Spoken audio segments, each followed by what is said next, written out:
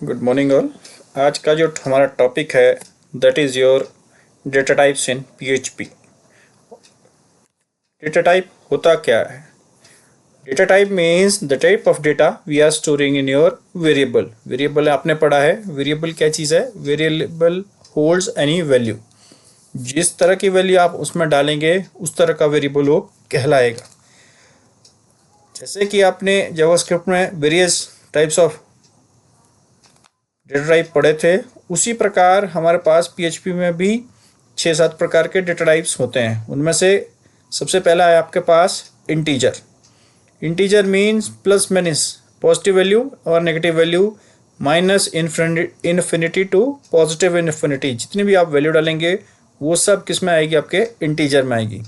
इसके अलावा decimal values को हम यहाँ फ्लोटिंग पॉइंट नंबर्स भी बोलते हैं। प्लस माइनस दोनों आएंगे, एडिशन पॉजिटिव वैल्यूज़ भी आएंगी, नेगेटिव वैल्यूज़ भी इसमें आएंगी। थर्ड जो डेटा टाइप है आपके पास that is your string. String आपको पता है, string basically is your set of characters. हमेशा याद रखें जो आपकी स्ट्रिंग होगी that should be included in double quotation mark. Double quotation mark का मतलब है कि आपको इनको इन्वर्टेड कॉमास में इसको लिखना पड़ेगा। चाहे आप इसमें कैरेक्टर लिखिए, चाहे आप इसमें नंबर न्यूमेरिकल वैल्यू अगर आपने डबल कोटेशन मार्क में लिख दी तो वो क्या बन जाती है? आपकी स्ट्रिंग बन जाती है। Fourth type of data type is your Boolean data type. Boolean data type means आपके पास ऐसा वैल्यू जिसकी दो ही आउटकम है, दो ही रिजल्ट हैं, आइदर ट्रू और फॉल्स। जैसे हमारे पास कोई कंडीशन है, या तो कंडीशन सही होगी या तो क्या होगी? वो गलत होगी।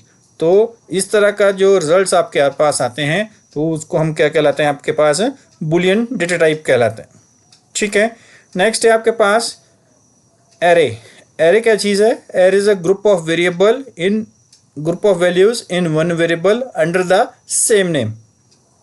जैसे सपोज आपने क्या करना है, 10 वेरिएबल में इंटीजर वैल्यू स्टोर करनी है, तो आपको क्या करना पड़ेगा? 10 वेरिएबल डिफाइन करने पड़ेंगे और उनमें वैल्यू स्टोर करनी पड़ेंगी।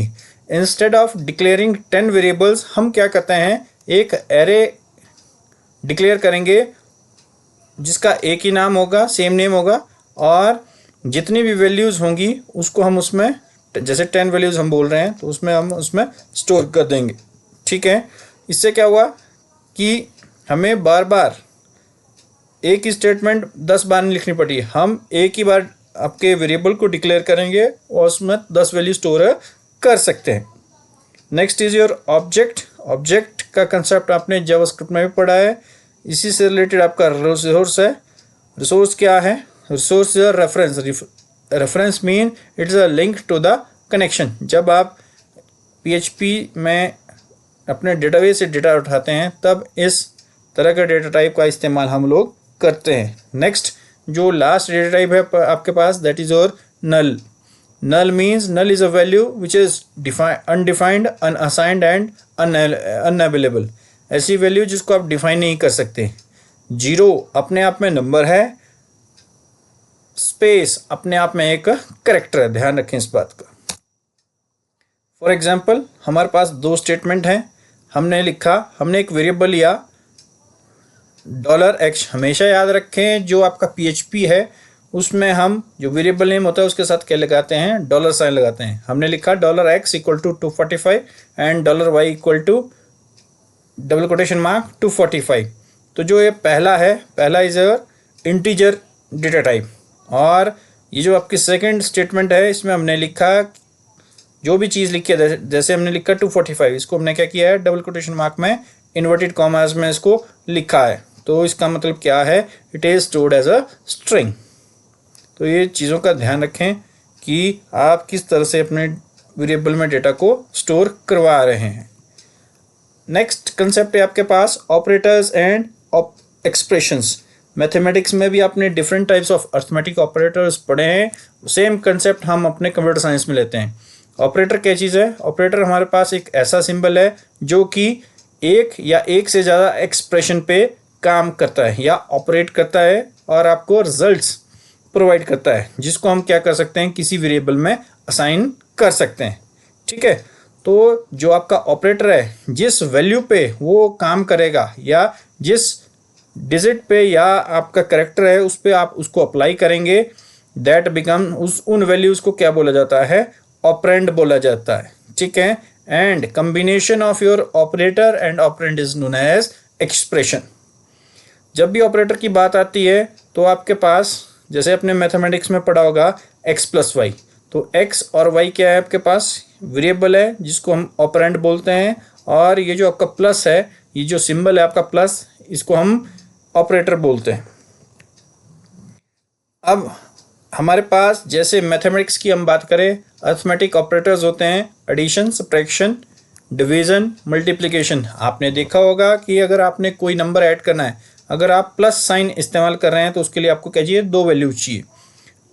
सेम कंसेप्ट आपका एडिशन में आता है, सब्ट्रैक्शन में आता है, डिवीज़न में आता है और मल्टीप्लिकेशन में आता है। आपको यहाँ दो वैल्यूज़ की आवश्यकता पड़ती है आपके ऑपरेशन परफॉर्म करने के लिए। तो ऐसा ऑपरेटर जो दो वैल्यूज़ पे काम करता है, that is known as your binary operator. ठीक है। और ऐसा ऑपरेटर जो सिंगल वैल्यू पे काम करता है, that is known as your unary operator. Unary operators आपने जावास्क्रिप्ट में भी पढ़े होंगे, जिसको आप इंक्रीमेंट प्लस प्लस, और दूसरा ऑपरेटर है आपके पास decrement operator, that is your minus minus. तो ये दोनों ऑपरेटर्स क्या हैं, यूनरी ऑपरेटर्स हैं, ये सिंगल वैल्यू पे काम करते हैं। ठीक है।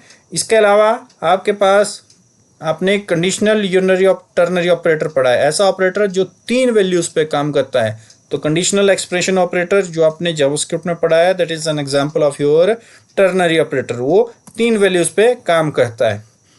PHP की बात करें तो हमारे पास बहुत सारे operator, different types of operators जो आपने जावास्क्रिप्ट में पढ़े हैं, सेम हम यहाँ इस्तेमाल करते हैं। सबसे पहले है आपका अर्थमेटिक ऑपरेटर्स। अर्थमेटिक ऑपरेटर्स वो ऑपरेटर्स हैं जिनका इस्तेमाल हम अर्थमेटिक ऑपरेशंस परफॉर्म करने के लिए इस्तेमाल करते हैं। ठीक है।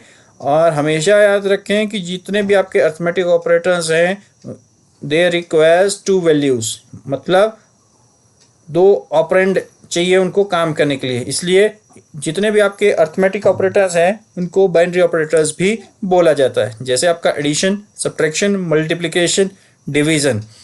एक नया ऑपरेटर PHP में आपने जावास्क्रिप्ट में भी पढ़ा होगा, that is your modulus operator. जैसे आपने एडिशन ऑपरेटर लिखा है, आपने लिखा x is equal to y plus 5। ठीक है। तो अगर y की वैल्यू 3 है तो आपके पास x में कितना आएगा, x की वैल्यू, y की वैल्यू यहाँ सब्स्टिट्यूट होगी तो 3 + 5 x बिकम्स योर 8। बोलने का मतलब ये है कि अभी आप दो वैल्यूज़ पे काम कर रहे हैं, इसलिए इसको क्या बोला जाता है, बाइनरी ऑपरेटर बोला जाता है। ठीक है। डिवीज़न क्या करेगा, दो वैल्यू को डिवाइड करेगा, और जो डिवाइड करके आपके पास क्वोशिएंट आया, that will be return, that will be displayed in the result.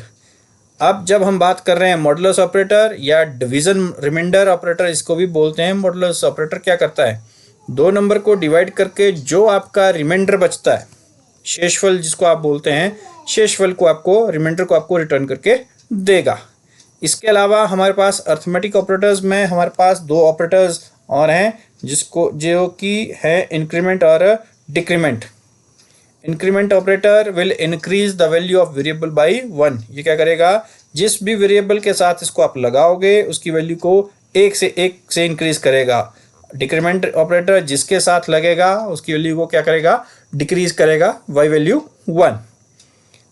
अब जो आपका इंक्रीमेंट ऑपरेटर है या डिक्रीमेंट ऑपरेटर है, इसको लगाने का तरीका, या तो आप इसको वेरिएबल से पहले लगा सकते हैं या वेरिएबल के बाद आप इसको लगा सकते हैं। जब आप इस वेरिएबल से पहले लगाएंगे, तो जब आप इसको वेरिएबल से पहले लगाओगे दैट मीन्स प्रीफिक्स, जब वेरिएबल के बाद लगेगा that means post fix.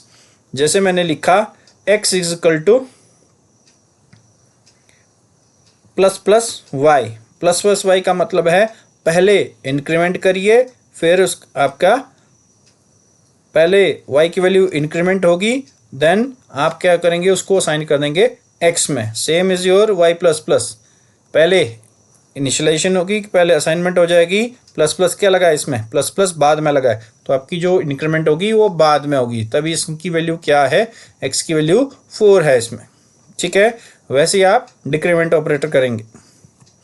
Next operator है आपके पास असाइनमेंट ऑपरेटर। असाइनमेंट ऑपरेटर का इस्तेमाल करके हम क्या करते हैं, वेरिएबल को वैल्यू असाइन करते हैं। ठीक है, जैसे आप लिखते हैं $x इक्वल टू 7 या $b इक्वल टू 5, तो इसमें हम क्या कर रहे हैं, वेरिएबल a और b में वैल्यू डाल रहे हैं 5।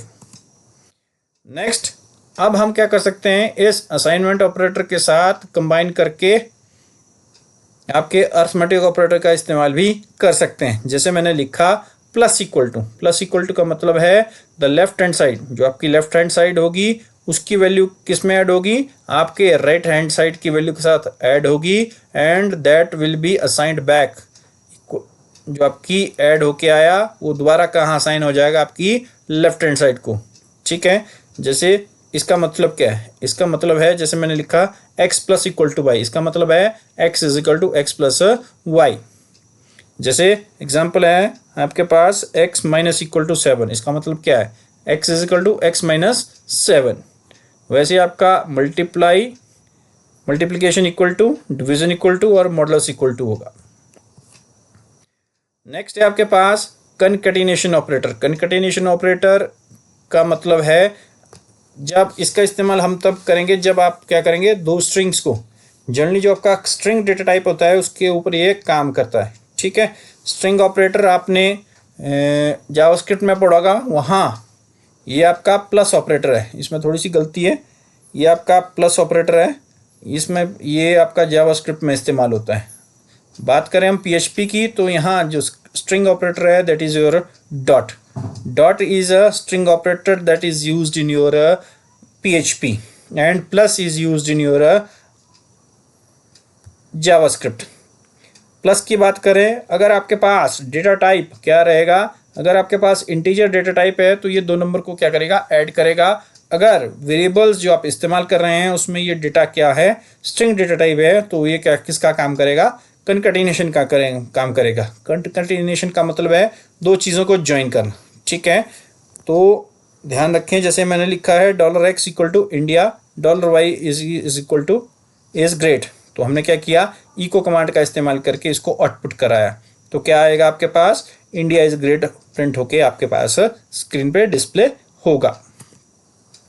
नेक्स्ट है आपके पास कंडीशनल ऑपरेटर्स। कंडीशनल ऑपरेटर्स की हम बात करें, कंडीशनल ऑपरेटर्स वो ऑपरेटर्स हैं जिनका इस्तेमाल करके हम 2 वैल्यू को कंपेयर करते हैं। जितने भी आपके कंडीशनल ऑपरेटर्स हैं उसके 2 ही आउटपुट होंगे, either your condition is true और योर कंडीशन इज फॉल्स। क्या होगा, या तो आपकी कंडीशन क्या होगी, ट्रू होगी, या क्या होगी, फॉल्स होगी। ठीक है,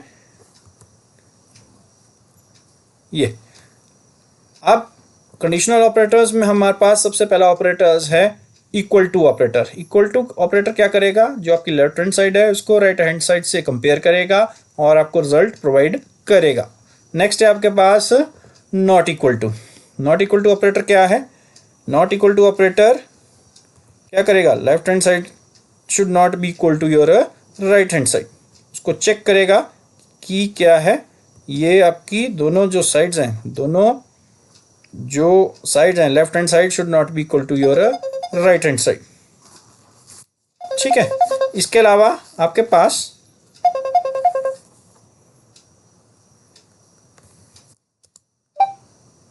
हेलो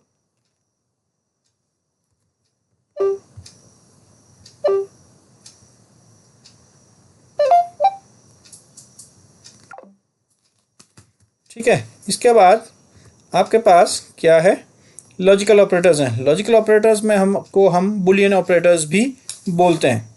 ठीक है, अब जो आपका बुलियन ऑपरेटर है सेम, उसमें भी आपके पास 2 ही आउटपुट आएंगे, आइदर ट्रू और फॉल्स। तो लॉजिकल ऑपरेटर्स या बुलियन ऑपरेटर्स में हमारे पास 4 ऑपरेटर्स होते हैं। लॉजिकल एंड, जिसको डबल एंड से लिखा जाता है, लॉजिकल नॉट और ज़ॉर। ये काम कैसे करता है, फर्स्ट है आपके पास एंड ऑपरेटर।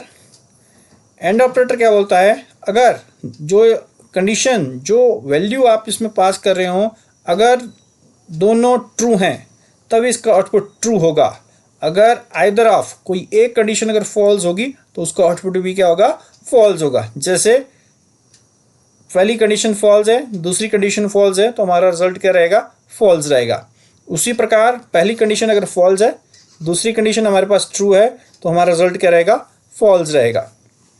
नेक्स्ट तीसरा कॉम्बिनेशन क्या हो सकता है, पहली condition true, second condition false, तो हमारा आउटपुट क्या रहेगा, फॉल्स रहेगा। नेक्स्ट कंडीशन क्या है, दोनों कंडीशन ट्रू हैं, तो हमारा रिजल्ट क्या रहेगा, ट्रू रहेगा। तो ध्यान रखें, ट्रू ऑपरेटर क्या बोलता है, एंड ऑपरेटर क्या बोलता है, अगर दोनों कंडीशन ट्रू हैं तभी हमारा जो रिजल्ट है वो क्या होगा, ट्रू होगा। नेक्स्ट है आपके पास और ऑपरेटर। और ऑपरेटर क्या बोलता है, ये क्या बोलता है कि अगर कोई एक कंडीशन आपकी ट्रू है तो आउटपुट का आपका क्या रहेगा, ट्रू रहेगा। जैसे false false, false false true, true true false, true true true true. कोई एक कंडीशन इसमें ट्रू है तो आपका आउटपुट भी हमेशा क्या रहेगा, ट्रू रहेगा। ध्यान रखें इस बात का। Next is your not operator. Not operator क्या करता है, नॉट ऑपरेटर आपका वैल्यू को निगेट करता है। निगेट मीन्स कंप्लीमेंट करता है। जैसे आपने मैथमेटिक्स में कंप्लीमेंट ऑपरेटर करता है, वो उल्टा करेगा। अगर आप उसमें ट्रू वैल्यू दे रहे हैं तो आपको आउटपुट क्या मिलेगा, फॉल्स मिलेगा। अगर आप उसमें फॉल्स वैल्यू पास कर रहे हैं तो आपको रिजल्ट क्या मिलेगा, ट्रू मिलेगा। ठीक है, तो आज के लिए इतना ही। ये आपकी असाइनमेंट है, आपने क्या करना है, इसमें वेरियस अपनी कॉपीज में what are various types of data type used वो करने हैं। What is operator, different types of operators क्या हैं वो आपने अपनी कॉपीज में लिखने हैं। ठीक है, अब मैं थोड़ा सा आपको बता रहा हूँ कि आपने जो आपका वेब सर्वर है वो आपने चलाना कैसे है। वेब सर्वर चलाने के लिए अगर आपके पास वेब इंस्टॉल है तो अच्छी बात है, नहीं है तो आप इसको इंस्टॉल कीजिए। फिर यहाँ राइट साइड में आप देखेंगे यहाँ W नाम का साइन होगा। अगर ये चीज़ नहीं है तो आप क्या करेंगे, अपने स्टार्ट मेनू पे जाएंगे। स्टार्ट मेनू पे जाके आप यहाँ सर्च में टाइप करेंगे वैम्प, WAMP।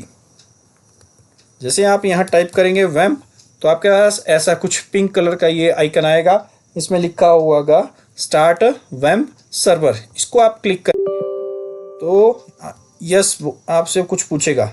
जैसे आपने क्लिक किया तो आपका जो ये नोटिफिकेशन एरिया है यहाँ ये W नाम का साइन आया जाएगा और वो भी रेड कलर में। पहले ये रेड था, थोड़ी देर बाद ये ऑरेंज होगा। जब आपका वेब सर्वर रनिंग कंडीशन में आ जाएगा तो ये रेड से ऑरेंज से कन्वर्ट होके आपका ग्रीन कलर में आ जाएगा। इसका मतलब ग्रीन का मतलब है कि अब अभी आपका जो वेब सर्वर है वो रनिंग कंडीशन में है। अब आपने इसको चेक करना है कि ये सही चल रहा है कि नहीं चल रहा है। अपना जो आपका ब्राउज़र है, जो आपका डिफ़ॉल्ट ब्राउज़र है, उसको ओपन करिए। उसके एड्रेस बार में इसको चेक करना है तो आप क्या करेंगे, यहाँ लोकल होस्ट टाइप करेंगे, / एंटर मारेंगे तो आपके पास ये वेब सर्वर का ये कुछ चीज़ें खुलेंगी। ठीक है, अब इसका मतलब यह है कि आपका जो वेब सर्वर है वो रनिंग कंडीशन में चल रहा है। ठीक है, इसके अलावा अब आपने क्या करना है, इसको मिनिमाइज़ कर देना है। मिनिमाइज़ करने के बाद आप कहाँ जाएंगे, अपने इस माई कंप्यूटर में जाएंगे, सी ड्राइव में चेक करेंगे कि एक सी ड्राइव में WAMP नाम का फोल्डर बना होगा। इस WAMP नाम के फोल्डर को डबल क्लिक करेंगे, आगे खोलेंगे तो इसी वैम्प में WWW नाम का एक आपके पास फोल्डर बना पड़ा होगा। इस WWW नाम के फोल्डर में ही आपने अपनी जो फाइलें हैं सेव करनी है। जितने भी आप PHP की स्क्रिप्ट्स बनाओगे तो इस WWW नाम के फोल्डर में आप सेव करोगे। ठीक है, अब आपने प्रोग्राम कैसे बनाना है। प्रोग्राम को बनाने के लिए सबसे पहले आप क्या करेंगे, नोटपैड खोलेंगे। क्या करोगे, नोटपैड खोलोगे। नोटपैड सर्च किया, क्लिक किया, आपका ये नोटपैड खुल गया। अब जिस प्रकार आप अपना क्या करते हो, अपना HTML का कोड लिखते थे, उसी प्रकार आप क्या करोगे, यहाँ HTML की कोडिंग पहले स्टार्ट करोगे। सबसे पहले आपका HTML टैग आएगा, फिर आपका हेड टैग आएगा, हेड टैग के अंदर आपका क्या आएगा, टाइटल टैग आएगा। फिर इस टाइटल में सपोज मैं टाइटल इसको दे रहा हूँ माई फर्स्ट PHP स्क्रिप्ट। हमेशा याद रखें कि जो आपका PHP है उसमें जो आपके टैग्स होंगे that will be in your lower case, वो किस में रहेंगे, छोटे अक्षरों में रहेंगे, ठीक है। फिर आपने क्या करना है, इसको नेस्टिंग इसकी प्रॉपर करनी है। जैसे अंदर मैंने टाइटल लिखा है तो पहले आपका टाइटल टैग बंद होगा, फिर आपका क्या होगा, हेड टैग बंद होगा। अब हेड टैग को बंद करने के बाद आपका बॉडी टैग चलेगा। बॉडी टैग मीन्स ये आपका मेन सेक्शन रहेगा आपका बॉडी। इसी बॉडी टैग में आप लिखोगे question mark angle bracket question mark PHP। अब जो भी आपने चीज़ लिखनी है वो आप क्या करोगे, यहाँ लिखोगे। अब कोई भी चीज़ आपने क्या करनी है, स्क्रीन पे प्रिंट करानी है, ठीक है। तो उसके लिए कमांड है आपके पास इको कमांड। आप लिखोगे इको, सपोज मैं कर रहा हूँ hello this is my first PHP file. ये मैंने क्या करना है, प्रिंट कराना है। तो इसको मैंने डबल कोटेशन मार्क में लिख दिया, सेमीकोलन इसके साथ लगाना ना भूलें। Semicolon means it is an executable statement. जो आपका PHP का इंटरप्रेटर है इसको क्या करेगा, रन करेगा। बंद करने के लिए लास्ट में क्वेश्चन मार्क एंगल ब्रैकेट, फिर आपका body section close, body section के बाद आपका HTML क्लोज। अब आपने क्या करना है, इसको सेव करना है। सेव करने के लिए मैंने क्या बोला है, इसको आपने कहाँ करना है सेव, अपनी www नाम के फोल्डर में। तो आप यहाँ सेव एज में जाएंगे, फिर C ड्राइव में जाइए। C ड्राइव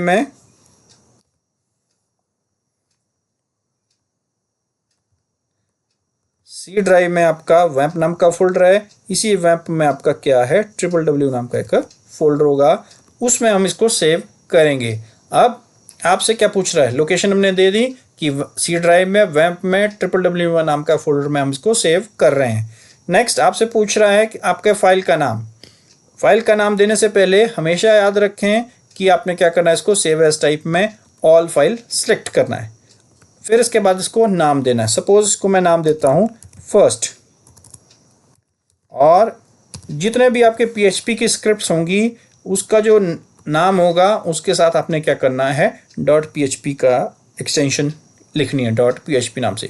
PHP का मतलब ये PHP की फाइल है या PHP की एक स्क्रिप्ट है। अब सेव पे क्लिक करेंगे तो आपका ये आपकी फाइल सेव हो जाएगी first.php के नाम से। और इसको अगर आप देखेंगे नोटपैड के आपके टाइटल बार में भी जो नाम आपने दिया वो आपका यहाँ डिस्प्ले हो रहा है, दैट इज first.php। अब आपका ये काम हो गया। इसको आपने क्या करना है, क्लोज करना है, फिर चेक करना है। अब आप यहाँ देखेंगे, ये देखिए माई कंप्यूटर में C ड्राइव में वेब नाम के www नाम के फोल्डर में आपका ये फाइल first.php बन चुकी है। अब इसको आप यहाँ क्लिक करोगे तो ये एग्जीक्यूट नहीं होगी। तो इसको चलाने के लिए आप क्या करोगे, जैसे हमने पीछे देखा, ये पहले आपका सर्वर चलाया, नहीं चल रहा है तो आप यहाँ इस पर क्लिक करोगे तो यहाँ क्या करोगे, पुट ऑनलाइन, ठीक है। इससे आपका जो सर्वर है वो आपका रनिंग कंडीशन में चला जाएगा। देखिए ग्रीन हो गया, ये आप साथ में बोल रहा है सर्वर ऑनलाइन।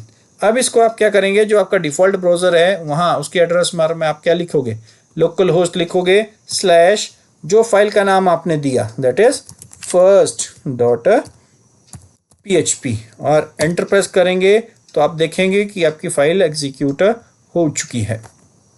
हमने क्या लिखा था, hello this is my first PHP file. तो इस तरह से आप क्या कर सकते हैं, अपनी PHP की फाइल बना सकते हैं, ठीक है। तो आज के लिए इतना ही। अपने जो होमवर्क है वो आप अपनी कॉपीज़ में करके ग्रुप में सेंड कर सकते हैं। Thank you.